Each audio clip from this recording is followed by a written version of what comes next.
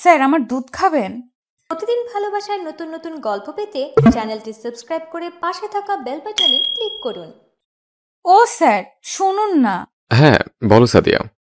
Sir আমার দুধ খাবেন? ফাজিল মেয়ে, কিসব বলছো? খারাপের কি বললাম আমি? আপনি তো অনেক মেয়েকেই পড়ান, কেউ ভালোবেসে এমন বলেছে? নিজে থেকে বললাম বলে আমাকে ফাজিল বললেন? আমাকে এমন নোংরা কথা বলতে তোমার লজ্জা করছে না? নোংরা কথা কই বললাম, এটা তো ভালো কথা। দেখো সাদিয়া, আমার চরিত্র এত খারাপ না যে তোমার সাথে এসব করব। আমার সাথে খারাপ কাজ করতে কখন বললাম? একটু আগেই তো তুমি বললে। ছি স্যার, কি ভাবছেন এসব? আমি আপনাকে সেটা বলিনি। তাহলে কি বলেছ? আমি কি মিথ্যা শুনেছি? আম্মু আমাকে এক গ্লাস দুধ খেতে দিয়েছেন। আপনি এত কষ্ট করে আমাকে পড়ান, আপনারও পুষ্টির প্রয়োজন পড়ে, তাই বললাম আমার জন্য রাখা দুধটুকু খেতে। আর আপনি কি না। সরি সাদিয়া, আমাকে মাফ করে দাও, আমার বুঝতে ভুল হয়েছে।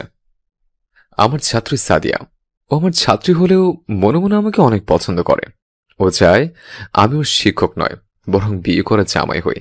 চলুন আমার সাথে করা ওরা আরো কিছু মজার গল্প শোনাবো। স্যার আপনি এরকম কেন? কেন? কিরকম আমি? কেমন জানি সবসময় চুপচাপ থাকেন, কখনো হাসতে দেখিনি। আচ্ছা, হাসতে কি আপনার দাঁত ব্যথা করে? আজব। দেখো সাদিয়া, পড়া শেষ করো। না, আগে বলেন আপনি এত চুপচাপ থাকেন কেন? না হলে এই যে বই বন্ধ করলে আমার খুলবো না। দেখো, এরকম করলে কিন্তু আমি পড়া বাদ দিয়ে চলে যাব, নয়তো তোমার মাকে বলে দেব। চলে যেতে তো পারবেন না, সর্বোচ্চ পারবেন মাকে বলে দিতে। দেন বলে, আমি কাউকে ভয় পাই না। কি ভয়ঙ্কর মানুষ যে মাকেও ভয় পায় না। পাই না। বলেন এখন এরকম চুপচাপ থাকেন কেন? ভালো লাগে না হাসতে, তাই হাসি না। পড়ার জন্য হাসাটা কি জরুরি নাকি? অবশ্যই, আপনি এরকম থাকলে আমার ভালো লাগে না। ওয়েট ওয়েট, তোমার ভালো লাগে না কেন? ও আপনি বুঝবেন না, বলেন এখন। বললামই তো ভালো লাগে না, তাই। মানি না, এটা আসল কারণ না, আসল কারণ অন্য কিছু। পরিবারকে ছেড়ে দূরে থাকে, তাই। আচ্ছা, আপনার গার্লফ্রেন্ড নেই? আছে তো, এই যে এই আমার মোবাইল আমার গার্লফ্রেন্ড। আজব মানুষ। হইছে, এখন পড়ো। এতক্ষণ কথা হলো আমার ছাত্রী সাদিয়ার সাথে, 10ম শ্রেণীতে পড়ে। আর আমি ইমরান, অনার্স প্রথম বর্ষে পড়ি। শহরের মেয়েগুলো যে এত ফাসিল তা শহরে না আসলে বুঝতামই না। তারা এমন কোনো কাজই নেই যা পারে না। ইচ্ছে হলেই কাউকে অপমান করতে পারে, আর ইচ্ছা হলেই ভালোবাসতে পারে। চর থাপ্পড়, প্রেম করা, জড়িয়ে ধরা, কিস করা, এসব শহরের কমন বিষয়। অথচ গ্রামে এরকম হলে যদি কেউ দেখেছে, তো ওই মেয়ের জীবন আর শান্তি নেই। যেখানে যাবে সবাই এই কথারই চর্চা করবে। সাদিয়াকে পড়ানোর এক পর্যায়ে সাদিয়ার মা চা বিস্কুট নিয়ে আসলো। আসলে দেশে যে কত প্রকার বিস্কুটের কোম্পানি আছে তার টিচারই ভালো করে বুঝতে পারে, আর এটা বলে দিতে পারে কোনটা ভালো কোনটা খারাপ। সাদিয়ার মা আমাকে বলল, তো বাবা, কেমন আছো তুমি? আলহামদুলিল্লাহ ভালো আছি আন্টি, আপনি? আমিও ভালো। সাদিয়ার পড়াশোনা কিরকম চলতেছে এখন?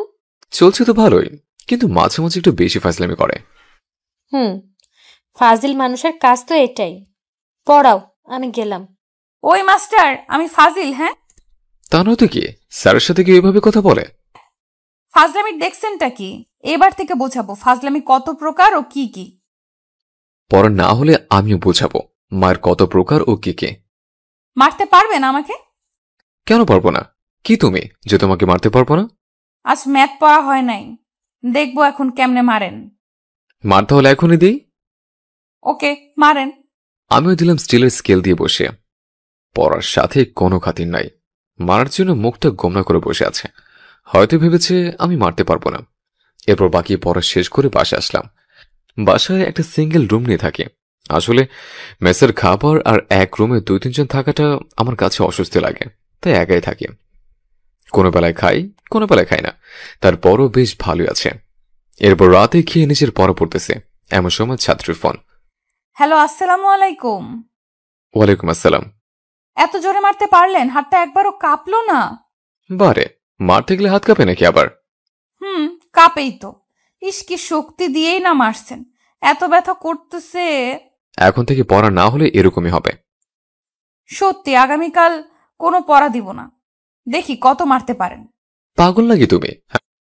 পাগল হবে না, এটা পাগলি। ওকে, আজব, বই পড়বো, রাখো এখন। আচ্ছা বেশি রাত না জেগে ঘুমায়েন। সেটা আমার ব্যাপার। আচ্ছা, আপনি কয়টার সময় ঘুমান? ভোর 5টায়। মানে মানুষ ঘুম থেকে ওঠে আর আপনি ঘুমান? এইটুকুতে ঘুম হয় আপনার? না, ঘুমানোর জন্য বৃহস্পতিবার রাত আছে। 6 দিনের ঘুম একদিনে সেরে নেই। চলুন একটা ডিল করি। কিসের টেল?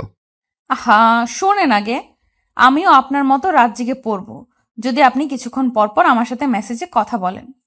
সামলাতে পারবো না তুমি, তাই বাদ দাও, ঘুমো গিয়ে এখন। 1-2 দিন জেগে দেখি পারি কিনা। আচ্ছা, আজ ঘুমাও, কাল থেকে জাগিও। ওকে, গুড নাইট। আমি কিছু না বলে ফোন কেটে দিলাম। ছাত্রীর সাথে এত ভাব ঠিক না। পরের দিন সকালে আরেকটা প্রাইভেট আছে, ওটা শেষ করে ভার্সিটি যাচ্ছে। এমন সময় রাস্তায় আবার ওই ফাসিল মেয়ের সাথে দেখা। আরে আরে, মাস্টার সাহেব যে। কোথায় যাচ্ছেন? ভার্সিটিতে। তুমি? স্কুলে। চলেন একসাথে যাই। না, তুমি আগে যাও, আমি পরে যাই। কেন? সাথে গেলে কি হবে? মানুষ অন্য কিছু ভাববে।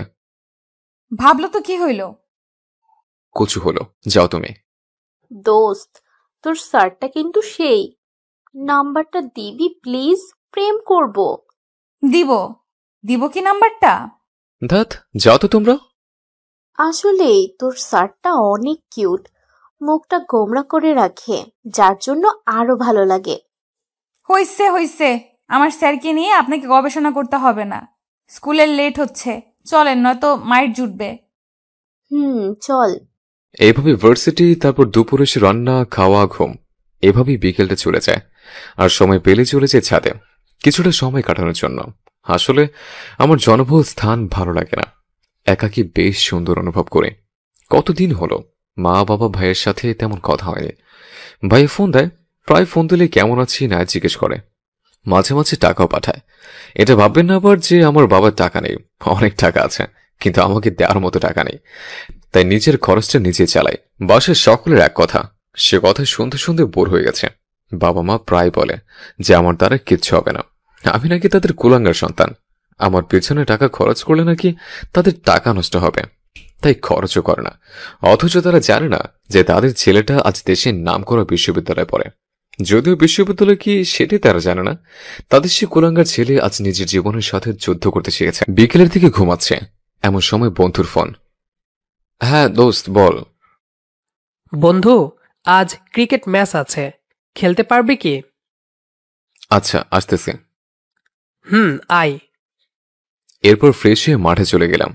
কিরে, খেলা শুরু হয়নি এখনো? না, তোর জন্য বসে আছি, টসে জিতছি, তুই ব্যাটিংয়ে যা। এরপর ব্যাটিং শেষ করে টার্গেট দিলাম। ফিল্ডিংয়ে নেমে বরাবরের মতো আমি কিপার। কিপিং করতে করতে ড্রাইভ দিতে গিয়ে হাতের কোনো অনেকটা ছিলে যায়। কথায় আছে না, যখন বিপদ আসে তখন সব দিক দিয়ে আসে। এমনিতে মাসের শেষ, টাকা পয়সার অভাব, তার উপর আবার এই ঝামেলা, ভালোই লাগে না। ডাক্তারের কাছে গিয়ে ব্যান্ডেজ করে বাকি খেলা শেষ করে আসলাম। ম্যাচটা জিতেছে অবশ্য, কিন্তু তারপরও ক্ষতটা বেশি হয়েছে। ব্যান্ডেজ অবস্থায় সন্ধ্যায় প্রাইভেটে চলে গেলাম।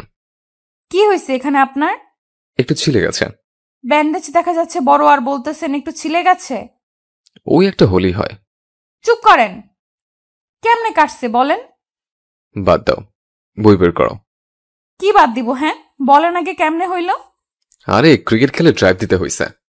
আপনি কি স্পাইডারম্যান নাকি যে উড়ে বল ধরতে গেছেন? তাই। চুপ করেন, নেক্সট যেন না হয় এরকম। কেন, হলে কি হবে? যে একটা ভালো আছে ওইটাও এরকম করে দেব। গুন্ডি নাকি তুমি? তাই। বড় হয়েছে সব। হুম। এরপর সব পড়া শেষ করে আসতে যাব, তখন সাদিয়া বলল, একটু বসেন, আমি আসতেছি। কেন, আমি বাসায় যাব তো। আপনাকে বসতে বলছি একটু। বাসায় যাবো না নাকি? চুপচাপ বসে থাকেন। বললেই তো হতো যে 2 মিনিট আসতেছে। তো কি বলছি আমি? নেন খান, আর এই আপনার টাকা। এখনো তো মাস শেষ হয়নি। তাও নেন, সামনে ঈদ না, মার্কেট করিয়েন। আর এখন মাসের শেষের দিকে, তাই টাকাটা আপনার প্রয়োজন। মাস শেষ হলে তো অন্য প্রাইভেটের বেতন পাবেনি, আমি না হয় আগেই দিয়ে আপনার উপকার করলাম। আন্টি কই, দেখলাম না যে। অসুস্থ একটু। ও আচ্ছা, যাই আমি। এরপর বাসায় এসে ফ্রেশ হয়ে নিজের পরে মন দিলাম। প্রাইভেট থেকে আসার এখনো 1 ঘন্টা হয় নাই, তাতেই ওই মেয়ের ফোন। বলো। আসসালামু আলাইকুম। ওয়ালাইকুম আসসালাম। কি করেন? পড়তেছে।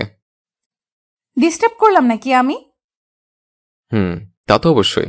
বলে লাভ নাই স্যার, আমি এরকম আপনি ভালো করেই জানেন। আচ্ছা স্যার, একটা কথা বলি। বলো। আপনি আসলে এই মানুষটা কিরকম জানি, মনের মধ্যে কোনো রসকস নাই। আপনার গার্লফ্রেন্ড যে হবে তার জীবন শেষ। তাই নাকি? এর জন্য তো গার্লফ্রেন্ড নাই। তো স্যার, খাইছেন রাতে? তোমার বাসায় যেগুলো খাইছি তাই হজম করি, তারপর না হয় রান্না করব। নিজে রান্না করেন নাকি? হ্যাঁ। কই, কোনোদিন তো নিজের হাতে রান্না খাওয়ালেন না। কি হবে খাইয়ে? কি আবার হবে, দেখবো টেস্ট কিরকম। দরকার নাই, রান্না ভালো না আমার। তাও খাবো। হুম। থাক। পড়া অনেক, রাখি এখন। আরে আরে, দেখলাম কেটে। ভালো লাগে নাকি এসব শুনতে? যত সব আজব মানুষ। পরের দিন ভার্সিটিতে যাওয়ার সময় ছোট এদেন ছেলেদের সাথে দেখা, যাদের সাথে প্রায় প্রতিদিন বিকেলের সময়টুকু কাটায়। ওরাও রোজা থাকে, সেহরি খায়, ইফতার করে, কিন্তু অন্যদের মতো ভাত খেতে পারে না। কখনো বিস্কুট, কখনো রুটি, বা কখনো রুটি পানি, এগুলো তাদের ইফতার। যাক, কাল বেতন পাইছে, তাই আজকের ইফতার আমি করাবো ওদের। আরে সাদিয়া, তোর স্যারকে দেখ, কি জানি করতেছে ওই রাস্তার ছেলেগুলোর সাথে। আরে তাই তো, ওই ছেলেগুলোর সাথে ওনার আবার কি কথা? দাঁড়া, আমি ডাক দিচ্ছি। এই যে মিস্টার স্যার, এই যে শুনছেন? শুনছি, বলেন। এইদিকে আসেন। বলেন, কি বলবেন? ক্লাস আছে, তাড়াতাড়ি যেতে হবে। কেন, রাস্তার ছেলেগুলোর সাথে কথা বলার সময় ক্লাসের কথা মনে ছিল না বুঝি? চুপ, যা বলছেন বলছেন, এইখানে থামেন। কাদের রাস্তা ছিল বলছেন ওদের? আরে ওরা হচ্ছে আপনাদের মতো মডার্ন স্মার্ট ছেলের মধ্যে নোংরা ভালোবাসার ফল। স্মার্ট কাকে বলে জানেন? যাদের মনটা স্মার্ট তারাই প্রকৃত স্মার্ট। কিছু কিছু মেয়ে আছে এরকম, যে নিজেকে স্মার্ট ভাবে, অথচ নিজের মনটা যে কত নোংরা তা সে নিজেও জানে না। আমাকে এক বান্ধবী বলেছে যে তুই ছেলেই না, যে ছেলে সিগারেটের ধোঁয়া সহ্য করতে পারে না সে আবার কিরকম ছেলে। আমাকে সিগারেট দিয়ে দেখো, খেয়েও দেখাবো আমি।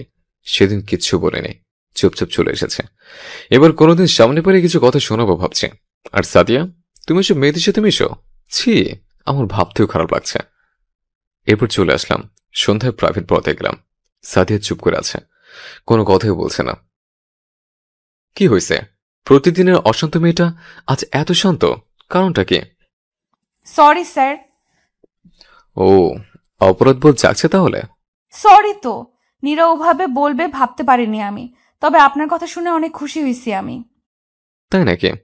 আচ্ছা একটা কথা, ওই ছেলেগুলো রোজা রাখে? সেহরি আর ইফতারে কি কি খায়? পানি, রুটি, বিস্কুট। এইটুকুতেই হয়? মাঝে মাঝে আমি খাওয়াই, এতে হয় ওদের। আচ্ছা, আজ থেকে ওদের সেহরি খাওয়ার দায়িত্ব আমার। কতজন আছে ওখানে? 9 জন। তুমি টাকা পাও কোথায়? টাকার অভাব নাকি? আমার বাবা কত টাকা রেখেছে আমার নামে জানেন? আমাকে তো শেষ করতে হবে এগুলো। আমি প্রতিদিন যাওয়া আসার জন্যই দেয় 500, আর টিফিনের জন্য 200। এতেই হয়ে যাবে ওদের, আশা করি। আশা করবে কিভাবে? আর টিফিনে খাবা কি? আরে যাওয়া আসা খাওয়া 100তেই হয় আমার। ভালো। আমি আর একটা প্ল্যান করছি। কি? এদের ড্রেস তো দিবই, সাথে নিজে রান্না করে খাওয়াবো। খুব ভালো, এখন বই বের করো। ওকে। এরপর সাদিয়াকে পড়ানো শেষ করলাম। স্যার শোনেন, কাল সকালে দেখা করবেন, আপনাকে টাকা দিব। এখন আপনি কষ্ট করে সেহরির খাবারটা কিনে দিয়েন ওদের। পড়ানো শেষে বাসে ফিরব। আমি রাস্তা দিয়ে হেঁটে চলছি, এমন সময় হঠাৎ কোত্থেকে যেন একটা গাড়ি আমার উপর চলে আসলো। আমার সবকিছু থমকে দিয়ে চলে গেল। ভাবছেন আমার উপর অ্যাক্সিডেন্ট হলো নাকি? হয়েছে, তবে টপকে যায়নি, অল্পের জন্য বেঁচে গেছে। এক বড় ভাই সে বাঁচিয়ে দিয়েছে, তবে মাথায় আর অন্য হাতটায় কেটে গেছে। আমার তো কলিজায় পানির পর্যন্ত শুকিয়ে গেছে। মানুষ গাড়ি চালানোর ব্যাপারে এরকম হয় কেন? তারা হয়তো ভুলে যায় তাদের একটা অ্যাক্সিডেন্ট মানুষের কত বড় একটা ক্ষতি করতে পারে, কত মানুষকে পঙ্গু করতে পারে, আর কত পরিবারকে নিঃস্ব করে দেয়, কত মায়ের বুক খালি করে দেয়। যাই হোক, গল্পে ফিরে। রাতে সাদিয়া কল দিল। হ্যালো, আসসালামু আলাইকুম। ওয়ালাইকুম আসসালাম। কেমন আছেন স্যার? অ্যাক্সিডেন্ট করে হাত ভাঙছে। বলেন, কিভাবে কি হলো? তোমার বাসা থেকে আসার সময় হয়েছে, অল্পতে মরে নেই, বেঁচে আছে। আল্লাহ বাঁচাইছে। খাইছেন রাতে? না, এরকম হাতে রান্না করতে ইচ্ছে করছে না। ও, তাহলে খাবেন না আজ? না, এরকম। ওকে, আমিও খাবো না। দেখো, বেশি বেশি হচ্ছে কিন্তু। তুমি খাবা না কেন? আমি কি লাগে তোমার, হ্যাঁ? আপনি আমার... চুপ, একদম চুপ। বেশি পাকামো করো না। আমি তোমার স্যার, এটা মাথায় রাখিও। কেন, স্যাররা কি প্রেম করে না? এই জন্যই গার্ডিয়ানের ব্যাচেলর টিচার নিতে চায় না। দেখো সাদিয়া, তুমি ধনির দুলালি, আর আমি? প্লিজ, এসব করতে আসলে আমি প্রাইভেট ছাড়তে বাধ্য হব। আর তুমি ভালো করেই জানো তোমার প্রাইভেটটা আমার জন্য কতটা ইম্পর্ট্যান্ট। সরি স্যার, আর বলবো না। কিন্তু আপনিই তো বলছেন যে স্যার আর ছাত্রের মাঝে একটা বন্ধুত্বের সৃষ্টি হলে পড়াশোনা আরো ভালো হয়। আমি তো ফ্রেন্ড হতে পারি। ফাসিল মেয়ে, কথার প্যাচাতে ভালোই ফাঁসাতে পারো। খেয়ে নেন না। রান্না না করলে কি খাবো? সিঁড়িতে কি খাবেন? সেটাও হয়তো খাওয়া হবে না। আমি টাকা পাঠাচ্ছি। ওই বাচ্চাদের সেহরির খাবার আর আপনার সেহরির খাবার কিনে এরপর ওদের দিবেন, আর আপনি খেয়ে আসবেন। ওদের দিবা মানলাম, বাট আমারটা কেন? ওই যে বন্ধু। ধ্যাত, স্যার ছাত্রী বন্ধু হয় নাকি, হ্যাঁ? হয়, ওটা আপনার বোঝা লাগবে না। একটু বড় ফোনে 1,000 টাকা চলে এসেছে। এরপর ঠিক যেরকমটা সাদিয়া বলেছে ওরকমটা করলাম। আবার 11টার দিকে সাদিয়ার ফোন। সাদিয়া শোনো, এত ফোন দিলে আমি কিন্তু কথা বলা বন্ধ করব। বলা বন্ধ করলে খাওয়া পড়া সব বাদ দিব। আর কি কি যে করব ভাবতেই পারবেন না। পাগল নাকি? না, আমি পাগলি। খাইছেন আপনি? ওকে, ঘুমান। Good night. না, আমি সেহরি খেয়ে ঘুমাই। কেন? পড়া আছে তাই। ওকে, পড়েন। এভাবেই সেদিন রাতটা চলে গেল। সকালে আর ওই প্রাইভেট বা ভার্সিটিতে গেলাম না, তাই দেখাও হয়নি সাদিয়ার সাথে। ভালোই হয়েছে, না হলে যে ফাসিল মেয়ে কি বলে ঠিক নাই। আরে, ফাসিল মেয়েটার বন্ধুদের নিয়ে সোজা আমার বাসায় চলে আসছে। আরে, তোমরা এখানে কেন? আসলে স্যার, সমস্যা হয়েছে একটা। আমার বান্ধবী সেদিনের কথায় বেশ অনুতপ্ত, তাই সরি বলতে এসেছে। তার দরকার নেই। স্যার প্লিজ, কিছু মনে করবেন না। আসলে আমি ওরকম পরিবেশে বড় হই নাই, তাই বুঝিও না। সবসময় নিজের মাঝে একটা অহংকার অহংকার ভাব থাকতো। প্লিজ, কিছু মনে করিয়েন না, প্লিজ। ওকে, ঠিক আছে। স্যার, এই অবস্থায় কিন্তু সেই লাগছে আপনাকে। ফাজলামো করো, যাও স্কুলে যাও। স্যার, ফাজলামো না, সত্যি। হয়েছে, যাও তুমি। এরপর ওরা চলে গেল, আর আমি ইফতার করে গেলাম প্রাইভেটে। আমি তো ভাবছি আপনি আসবেন না আজ। আসতাম না, কিন্তু ব্যথা একটু কমে গেছে, তাই আসলাম। ও, কই কি করলাম আমি? ঢং করো, ব্যথা দিলে কেন? কই দিলাম? আন্টি, ও আন্টি। কি হয়েছে বাবা? আপনার মেয়েকে পড়াতে পারবো না আমি, আমার হাতে ব্যথা দেয়। ওই সাদিয়া, তুই দেখতেছিস ছেলেটা অসুস্থ, তারপরও তোর ফাজলামো যায় না?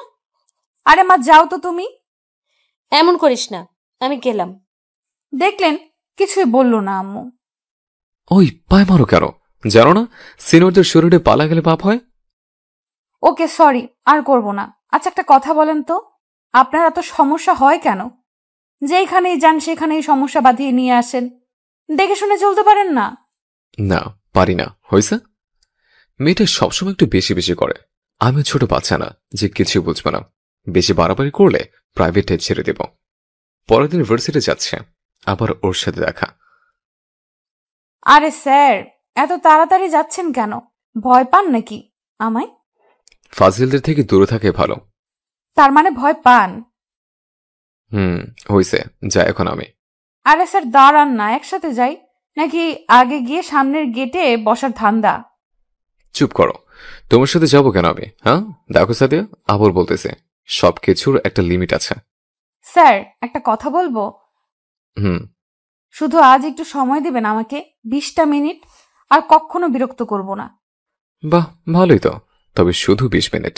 ওকে, চলেন ওইদিকে যাই, একটা ফাঁকা জায়গা। স্যার, আপনার মাঝে কি আছে জানি না, তবে আপনার নীরবতা, আপনার নিশ্চুপ থাকা, আপনার একাকিত্বের প্রেমে পড়ে গেছি আমি।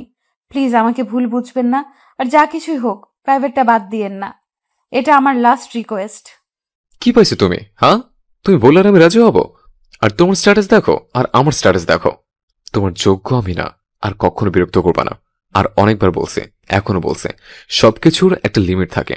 আজ যেটা করছো আমি কখনো এসব ভাবতেও পারিনি। এমন ফাঁকা স্থানে এনেছে, তোমাকে আমার স্টুডেন্ট বলতেও খারাপ লাগছে। পড়ালেখা বাদ দিয়ে এসব শিখেছে তোমাকে।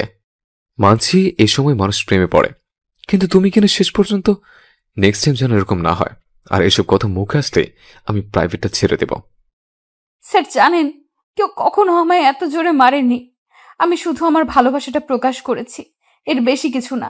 জানেন স্যার, আজ পর্যন্ত কত প্রপোজ পেয়েছি, কিন্তু কারোটা গ্রহণ করিনি। আমার ইচ্ছে ছিল বাবার টাকায় চলা ছেলে না, বরং যে নিজের টাকায় চলে আমি তাকেই গ্রহণ করব। প্রতিদিন যখন আপনি প্রাইভেট পড়াতে যান তখন মনে মনে দোয়া করি, আল্লাহ স্যার যেন আজ একটু বেশি সময় পড়ায়। সকাল হলে ভাবি যে কখন 9টা বাজবে আর আপনার দেখা পাবো। ভালো থাকবেন স্যার, কিছু ভুল বললে ক্ষমা করবেন। যার যা ইচ্ছা করুক, তাতে আমার কি? আমি আমার মতো কারো কথা শোনার টাইম নাই। রাতে প্রাইভেট পড়াতে গেলাম, পড়ালাম আর চলে আসলাম। বেশ ভালোই হয়েছে কথাগুলো বলে।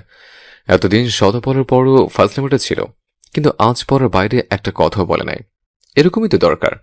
এভাবে আস্তে আস্তে ঈদও চলে আসে, আর আমিও প্রাইভেট বন্ধ দিয়ে দেই, কিন্তু বাসায় যায় না। কি হবে সেখানে গিয়ে? আবার সে সব কথা শুনতে হবে। মনে পড়ে ছোটবেলার কথা। ঈদের দিনে বাবা ভাইয়েদের নিয়ে লাচ্ছা সামাই খেয়ে তাদের নিয়ে মসজিদে যেত, কিন্তু আমাকে একা একা যেতে হতো। কোন ঈদে খাইতাম, আবার কোন ঈদে পুকুর পাড়ে গিয়ে কাঁদতাম। জানি না কেন এমন করে। আমি কি আসলে তাদের সন্তান, নাকি অন্য কেউ? এসব ভেবে সমাধান খুঁজে পাই না। কালকে ঈদ, পুরো শহরটায় নতুন রঙে সেজেছে। শুধু সাজতে পারেনি কিছু এতিম ছেলে। বাসা থেকে ভাইয়া কল দিল। হ্যালো ভাইয়া। বাড়ি আসবি না? না ভাইয়া। কেন? চলে আয় বাসায়, আমি টাকা পাঠাচ্ছি। দরকার নেই ভাইয়া, যাব না আমি। ভাইরে, বছরের একটা দিন তাও দূরে থাকবি। 364 দিন তো আছে, একদিন কি আর এমন চলে যাবে? তাই বলে আসবি না? তুমি তো সবকিছু জানো। সরি ভাইয়া, ক্ষমা করে দিও। এইটুকু বলে ফোন কেটে দিলাম। আজ কেন জানি সাদিয়ার কথা মনে পড়ছে। আমাকে ভালোবাসে মানুষ পৃথিবীতে মনে হয় এই দুজনে, সাদিয়া আর ভাইয়া। মোবাইলটা বেজে চলছে, স্ক্রিনে স্পষ্ট করে নামটা ভেসে আছে। আসসালামু আলাইকুম আন্টি। ওয়ালাইকুম আসসালাম বাবা, তুমি গ্রামে গেছো কি? না আন্টি, শহরে আছে, বাসায় যাব না, সমস্যা আছে একটু। আচ্ছা, কাল নামাজ পড়ে আমাদের বাসায় চলে আসিও। আচ্ছা আন্টি। আসছো বাবা? হ্যাঁ আন্টি, ঈদ মোবারক। ঈদ মোবারক। সাদিয়া, তোর স্যার আসছে। আরে স্যার, কখন আসলেন? এই তো এখনই। ঈদ মোবারক স্যার। ঈদ মোবারক। তো স্যার, কিরকম কাটালেন ঈদ? কই কাটালাম, নামাজ তো পড়ে এখানে আসলাম। ও সরি, প্ল্যান নাই কোনো? না। বলেন কি, বছরে একটা দিন আসে আর সেটারও কোনো প্ল্যান নাই? আমার নাই। ওকে বসেন, আমি খাবার দিচ্ছি। এরপর খেয়ে বসে আছে। সাদিয়ার মা আমার পাশে এসে বলল, বাবা, আজকে যে কথাগুলো বলবো তুমি হয়তো কখনো আশা করনি যে আমি এসব বলবো, তাও বলাই লাগবে। সেই ছোট থেকে সাদিয়াকে দেখে আসতেছি, বর্তমান যেরকম আছে এরকম সাদিয়া আমি জীবনে আর কখনো দেখিনি। সব সময় ও একা একা থাকে। আসলে ওর ফাজলামিগুলো আমাদের কাছে ভালোবাসায় পরিণত হয়েছে। এখন একটুও ফাজলামি করে না। সত্যি বাবা, খুব কষ্ট হয়। হয়তো ভাবছো তোমায় বলছি কেন এসব, একটু পরে সব বুঝবা। আগে আমার কথাটা শোনো। জীবনে আজ পর্যন্ত যা কিছু ঘটেছে সব আমার সাথে শেয়ার করেছে। যা যা দরকার ওর, আমার সব ওকে দেওয়ার চেষ্টা করেছি। কখনো কোনো আঁচড় লাগতে দেইনি। মেয়েটা না অনেক জেদি। কাল ওর বাবা ওকে মার্কেট করার জন্য টাকা দিলে ও সোজা না করে দেয়। পরে ওর কাছে ওর বাবা আমি দুজনে জানতে চাই যে কি হয়েছে ওর। কয়েকদিন থেকে ভালোভাবে কথা বলে না। একটা মাত্র মেয়ে সে, এরকম করে থাকলে কি ভালো লাগবে তুমি বলো? কিন্তু সে উল্টো বলে যে বেশি ফোর্স করলে নাকি সে খারাপ কিছু করতে বাধ্য হবে। সত্যি বাবা, ভাবতে পারিনি মেয়েটা এরকম একটা কথা বলবে। ওর বাবা কেঁদেই ফেলেছে ওই জায়গায়। বাবার কান্না দেখে মেয়েটাও কাঁদতে কাঁদতে রুমের ভিতর চলে গেছে। ঈদের আগের দিন এসব ভালো লাগে বলো? পরেও অবশ্য সব খুলে বলেছে আমাকে। দেখো বাবা, আমাদের কোনো আপত্তি নেই। তোমার উপর আমাদের তিনজনের ভালো থাকা খারাপ থাকা, ভেবে দেখিও কি করবা। ওকে আন্টি, আমার একটু সময় লাগবে। আচ্ছা ঠিক আছে। আর শোনো, আজ আমরা একসাথে গ্রামের বাসায় ঘুরতে যাব, তুমিও যাবে আমাদের সাথে। না আন্টি, আবার আমি কেন? দেখো, বেশি কথা বলিও না, তুমি যাবা আমাদের সাথে। এরপর কি আর করার, চলে গেলাম গ্রামের বাসায়। সারাদিনে অনেকটা মজা করলাম। সব থেকে ভালো লাগছে এটা দেখেছে মেয়েটা আবার আগের রূপে ফিরে এসেছে। এর ভালো থাকাটা কেরোনার কোনো অধিকার আমার নেই, কিন্তু কি করব, আমার যে কিছুই করার নেই। জীবনের সাথে হেরে গেছে আমি। সাদিয়াকে সব খুলে বলতে হবে। এরপর যা হবে দেখা যাবে। সরাসরি বলার মতো সাহস শক্তি কোনোটাই নেই আমার। তাই ভাবছি মেসেজ করেই কাল বলে দেব সব। পরের দিন আর কোথাও গেলাম না। এদিকে শরীরটাও ভালো যাচ্ছে না, তাই আবার ডাক্তারের শরণাপন্ন হলাম। হয়তো জীবনের শেষ পর্যায়ে চলে এসেছে আমি। এতে উপযুক্ত সময় সাদিয়াকে সবকিছু জানানোর। তাই ওর মোবাইলে একটা মেসেজ করলাম। তুমি কি ভাবছো সাদিয়া? আমার মনে ভালোবাসা বলতে কিছুই নেই। যদি এরকমটা ভেবে থাকো তাহলে বলবো তোমার ধারণা ঠিক না। আমি পরিস্থিতির শিকার সাদিয়া। কালকে তোমার মা সবকিছু বলেছে আমায়। হয়তো উত্তর দেওয়ার সাহসটা আমার নেই। তার আগেই সব ছেড়ে চলে যেতে পারে। সবকিছু তো আল্লাহর হাতে। তিনি যা করেন ভালোর জন্যই করেন। তোমার পাশে তোমার মা বাবা সবাই আছে, কিন্তু আমার পাশে দেখো কেউ নেই। মা বাবা কিরকম হতে পারে সেটা হয়তো তুমি জানো না, কিন্তু আমি ঠিক এই অনুভব করতে পারি। জীবনে কত কিছু পেয়েছে আর কত কিছু হারিয়েছে, কিন্তু মা বাবার ভালোবাসা সেটা আমার কপালে জোটেও নেই। তোমার মা বাবাকে না দেখলে বুঝতাম না যে মা বাবা এতটা ভালো হয়। মা বাবা যদি এরকমই করে তাহলে জন্মের সময় মেরে ফেলতে তো পারত। তা না করে আজ আমার জীবন যুদ্ধে কোনো যোদ্ধা ছাড়া একাই দাঁড় করিয়ে দিল। যদি তারা পাশে থাকতো তাহলে হয়তো একটা সাপোর্ট পেতাম, কিন্তু জীবনে তারা সেটা করেনি। সবকিছুর বাধা হয়ে দাঁড়ায়। তুমি জানো না সাদিয়া, জীবনে কতটা কষ্ট করে আমি আজ এই জায়গায় এসেছি। শুধু দুইটা ইচ্ছে ছিল, পড়ব আর মা বাবাকে চিরদিনের জন্য বিদায় দিয়ে চলে আসব। হ্যাঁ, আল্লাহর রহমত আমি পেরেছি আমার স্বপ্নকে বাস্তবে রূপ দিতে। কিন্তু এবার মনে হয় সবকিছু ছেড়ে চিরদিনের জন্য চলে যাওয়ার সময়টা এসে গেছে। তুমি সেদিন বলেছিলে না যে আমি ঠিক মতো চলাফেরা করতে পারি না? যেখানে যাই সমস্যা নেই ফিরে। আসলে তুমি ঠিক ধরতে পেরেছ। আমি যখন চলি হঠাৎ করে আমার মাথা ঘোরে। সত্যি তখন কিছু করে কিছু বুঝতে পারি না। আর এর কারণটা হচ্ছে আমার দুইটা কিডনি নষ্টের পথে। এই কথা আমি আজ পর্যন্ত কাউকে বলিনি, তুমি ছাড়া। তুমিও কাউকে বলিও না। আমি মারা গেলে শুধু আমার ভাইয়াকে জানাইও। জানি ভাইয়া অনেকটা কষ্ট পাবে, কিন্তু আমাকে তো আর আটকাতে পারবে না। বাসা থেকে আসার সময় বলে বসেছে সশরীরে বাসায় ফিরব না। কোনদিন যদি ফিরি সেটা হবে আমার লাশ। জীবন যুদ্ধে আমি হেরে গেছে। ভালো থেকো তুমি সাদিয়া। আর মনে হয় পড়াইতে চাইতেও পারবো না। শরীরটা বর্তমানে একটু বেশি খারাপ। আগে প্রায় প্রায় মাথা ঘুরত, কিন্তু এখন প্রতিদিনই এমন হয়। প্রচন্ড ব্যথাও করে। ভালোভাবে পড়াশোনা করিও, আর তোমার মা বাবার অবাধ্য হইও না। তার অনেক ভালোবাসে তোমাকে। বাই। এটুকু লিখে পাঠিয়ে দিলাম। আমার সিরিয়ালটা এসে গেছে। ডাক্তারের চেম্বারে চলে গেলাম। ডাক্তার বলল, কি বাবা ইমরান, এখন কি অবস্থা? আঙ্কেল ভালো না তেমন, প্রতিদিন মাথা যন্ত্রণা করে। সেটা তো বলেছিলাম আগেই। আচ্ছা, টেস্টগুলো করে আসো তো। টেস্ট করে একটু পর টেস্টের রিপোর্ট নিয়ে চলে গেলাম আবার।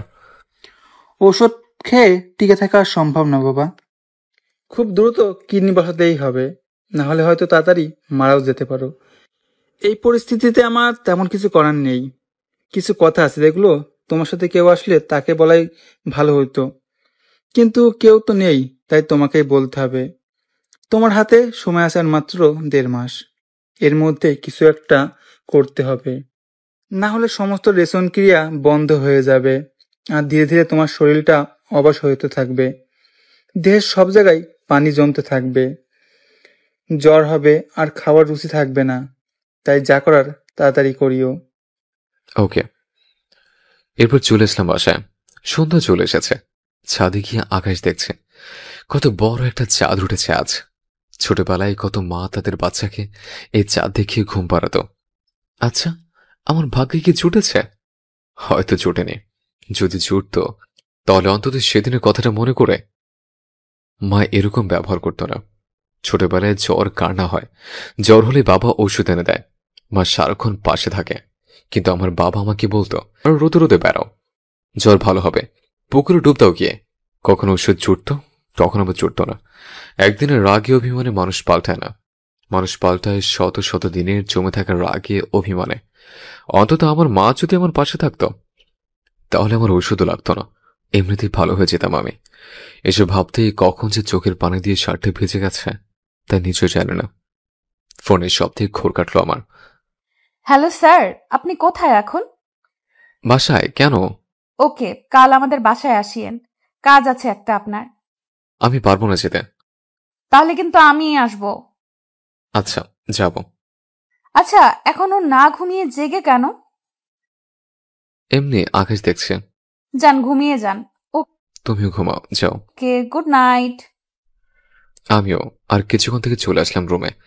এখনো রান্না করিনি, আর করতে ইচ্ছা করছে না। দিনের যা ছিল তাই বসে বসে খেলাম। বসা থেকে যেই উঠতে যাব তখনই মাথাটা আবার চক্কর দিয়ে উঠল। চারপাশের দুনিয়াটা অন্ধকার অন্ধকার লাগছে। কেন জানে না, খুব বাসার কথা খুব মনে পড়ছে। আর কিছু মনে নেই, হয়তো জীবনের শেষ মুহূর্তে পৌঁছে গেছি আজকে। মেয়েটির জ্ঞান ফিরল। হাসপাতালের কেবিনের পাশাপাশি দুইটা বেডে দুইজন মানুষ শুয়ে আছে। একজন জেগে থাকলেও 2 দিন থেকে আরেকজনের কোনো খবর নেই। ডাক্তার বলেছে যে আজকের মধ্যে জ্ঞান না ফিরলে আর বাঁচানো সম্ভব না। হ্যাঁ, একজন লেখক আর একজন হচ্ছে সাদিয়া। কি ঘটেছিল চলুন দেখি। পরের দিন সকালে উঠেই সাদিয়া ফোন করতে থাকে, কিন্তু এদিক থেকে কোনো রেসপন্স না পাওয়ায় সোজা চলে যায় তার স্যারের বাসায়। সে যা ধারণা করে এসেছিল সেটাই ঠিক, কিন্তু এভাবে পড়ে থাকতে দেখবে তা ভাবেনি সে।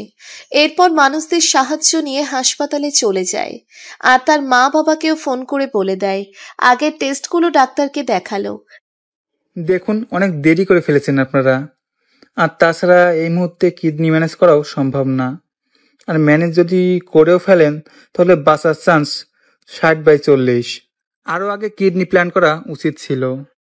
প্লিজ ডক্টর, কিছু একটা করুন। আমি তাকে ছাড়া বাঁচবো না, সে আমার শরীরের একটি অংশ। দেখুন, আমরা সবসময় আমাদের সর্বোচ্চটা দিয়ে চেষ্টা করি, কিন্তু আমরা জীবন ফিরিয়ে আনতে পারি না। কেবলমাত্র আল্লাহ তালাই এটা পারেন, তাই আল্লাহর কাছে চান।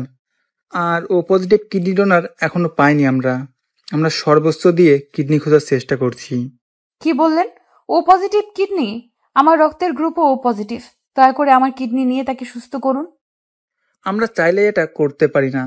প্রথমে আপনার কিডনিকে টেস্ট করতে হবে। যদি পজিটিভ সিগন্যাল পাই তবে এটা করা সম্ভব হবে। আমি আমার টিমের সাথে কথা বলছি। ওকে। এরপর সাদিয়া টেস্ট করে দ্রুত রেজাল্ট নিয়ে ডাক্তারের কাছে গেল। এর মাঝে তার মা বাবাও চলে এসেছে। বাবা, আমি একটা সিদ্ধান্ত নিয়েছি। আমি কিডনি দিয়ে বাঁচাবো স্যারকে। বাবা, তাই কোনো জিনিসের অভাব নেই আমাদের, শুধু অভাব ভালোবাসার। প্লিজ বাবা, এই ভালোবাসাটা থেকে বঞ্চিত কইরো না। ও যা করতে চায় করতে দাও। এরপর সাদিয়া ডাক্তারকে রিপোর্টগুলো দিল। হ্যাঁ, সবকিছু ঠিক আছে। আমরা 30 মিনিটের ভিতরে অপারেশন শুরু করব। ঠিক আছে। আর এরপর কি হলো তা তো আগেই শুনছেন। সাদিয়া ঠিক আছে, কিন্তু লেখক সাহেব মনে হয় অন্য পৃথিবীতে চলে গেছে। আমরা কোনো কিছু না পেলে একটা কথা বলি যে আল্লাহ যা করেন ভালোর জন্য করেন, আর ভাগ্যের উপর ছেড়ে দিই। আসলে আল্লাহ নিজেই বলেছেন, তোমরা তোমাদের নিজেকে বদলাও, দোয়া করো, তোমাদের ভাগ্য বদলানোর দায়িত্ব আমার। কিন্তু আমরা দোয়া না করে, চেষ্টা না করে সেটা ভাগ্যের উপর ছেড়ে দিই। এবার গল্পে ফিরি। সাদিয়া জ্ঞান ফিরছে থেকে সেকেন্ডের জন্যেও ইমরানের কাছ থেকে সরে যায়নি। প্রথম দিন থেকেই কেঁদে চলেছে। আল্লাহ হয়তো এতটা নিষ্ঠুর না, তিনিও হয়তো চান যে বেঁচে থাকুক তাদের ভালোবাসা। এজন্য হয়তো শুনছেন তিনি সাদিয়ার কথা। শেষ পর্যন্ত জ্ঞান ফিরে ছেলেটির। চলুন ছেলেটির মুখে শুনে আসি বাকি গল্প। জ্ঞান ফেরার পর হঠাৎ নিজেকে আবিষ্কার করলাম হাসপাতালের বেডের মধ্যে। পাশে তাকিয়ে দেখে সাদিয়া পাশে আছে, তার মানে আমি বেঁচে আছে। পাশে সাদিয়া কেঁদে চলছে। আমাকে কি আনছে হাসপাতালে? ডাক্তার স্যার, এদিকে আসেন। জ্ঞান ফিরেছে স্যারের। এটা বলেই সাদিয়া বাইরে চলে গেল। একটু পরে ডাক্তার এসে হাত চোখ এসব দেখতেছে। তো মিস্টার ইমরান, কেমন লাগছে আপনার? মাথাটা ব্যথা করছে ভীষণ। আজ 4 দিন পর জ্ঞান ফিরল আপনার, এটাই অনেক। আজ জ্ঞান না ফিরলে খুব বড় সমস্যা হতো। এটাই আলহামদুলিল্লাহ। আর আল্লাহ চাইছেন এজন্য আপনি বেঁচে আছেন। মিস সাদিয়াই তার কিডনি দিয়ে হসপিটালের সমস্ত খরচ দিয়ে বাঁচিয়েছেন আপনাকে। থ্যাঙ্কস। একটা জীবনের মূল্য শুধু থ্যাঙ্কস? না, দরকার নেই আপনার থ্যাঙ্কসের। আপনার থ্যাঙ্কস আপনি খান। তোর কি চাও? আপনি ভালো করেই জানেন। আরে দিবই তো, আমার জীবনটাই তো তোমার জন্য। বলেই পেটে দিল একটা টোকা।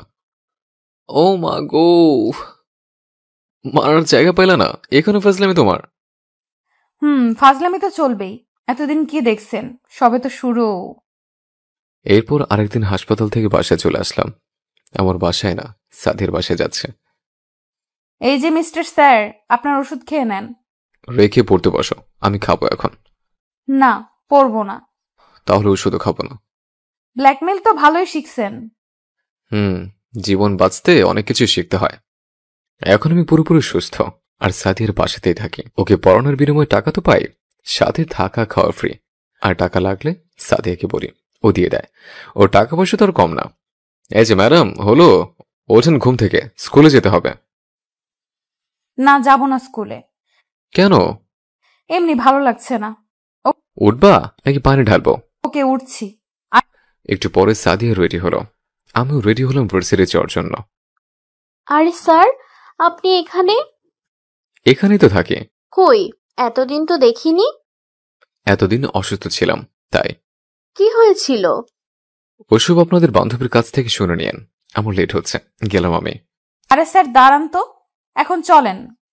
স্যার, আজ স্কুলে যেতে ইচ্ছে করছে না, চলেন না কোথাও থেকে ঘুরে আসি। আজ না, কাল যাব। ওকে। এরপর সাদিয়া ওর স্কুলে যায় আর আমি ভার্সিটিতে। আবার ছুটি হলে সাদিয়ার সাথে চলে আসে। আস্তে আস্তে কেন জানি মেয়েটার মায়ে পড়ে যাচ্ছে। সন্ধ্যায় পড়াচ্ছে, এমন সময় সাদিয়া বলল, স্যার, ইচ্ছে করে না পড়তে, চলেন না ছাদে যাই। ওকে চলো। এরপর ছাদে আসলাম দুজন। জীবনটা কত অদ্ভুত, তাই না? আসলেই, মানুষ কি ভাবে আর কি করে। জানো, জীবনে অনেক কিছুই দেখেছে।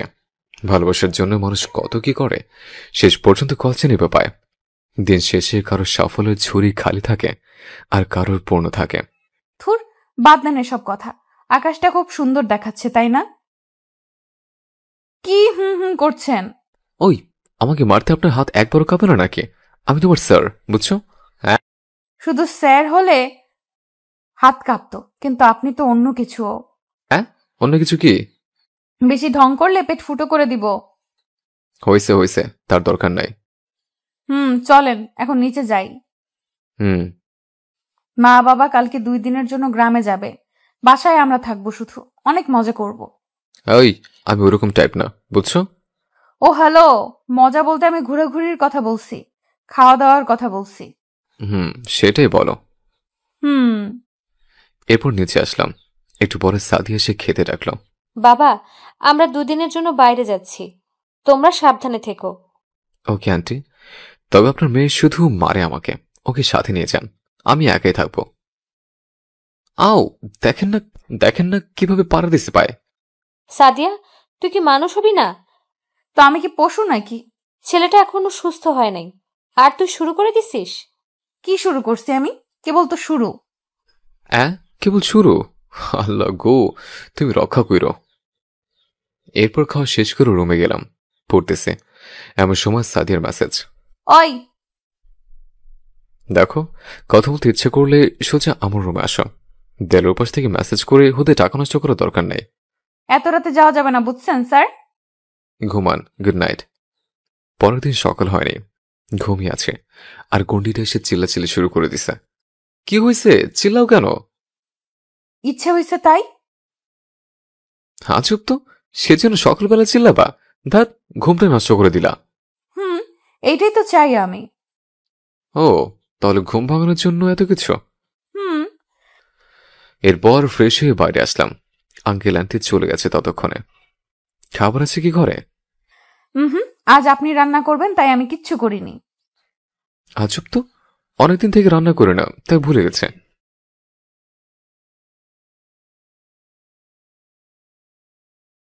সরি, আমার শরীরটা ভালো লাগছে না, আমি শরীর নিয়ে রান্না করতে পারবো না। এসব বললে চলবে না স্যার, আমি আমার বন্ধুদেরও ডাকতেছি, সবাই আপনার হাতে রান্না খাবে। কি? দেখো সাদিয়া, সত্যি আমার শরীর খারাপ, আমি পারবো না এত সব রান্না করতে। না, মানছি না আমি। তাড়াতাড়ি শুরু করেন তো। কি আর করার, শুরু করলাম রান্না। একটু পর সাদিয়ার সব বান্ধবী চলে আসলো, সবাই বেশ প্রশংসা করলো। কিন্তু হঠাৎ কোত্থেকে যেন সাদিয়া সে পেছন থেকে কোমরটা চেপে ধরলো। ঠিক যে জায়গায় ব্যথা সেই জায়গাতেই ধরায়। আমি ব্যথায় শুয়ে পড়লাম মাটিতে। কোনো সারা শব্দ নেই দেখে সাদিয়া যেন খুব শক্ট হয়ে গেল। এই যে, কি হইল আপনার? ওঠেন, ওঠেন না। কি হইল? আল্লাহ, কি হইল এনার? কথা বলছে না কেন?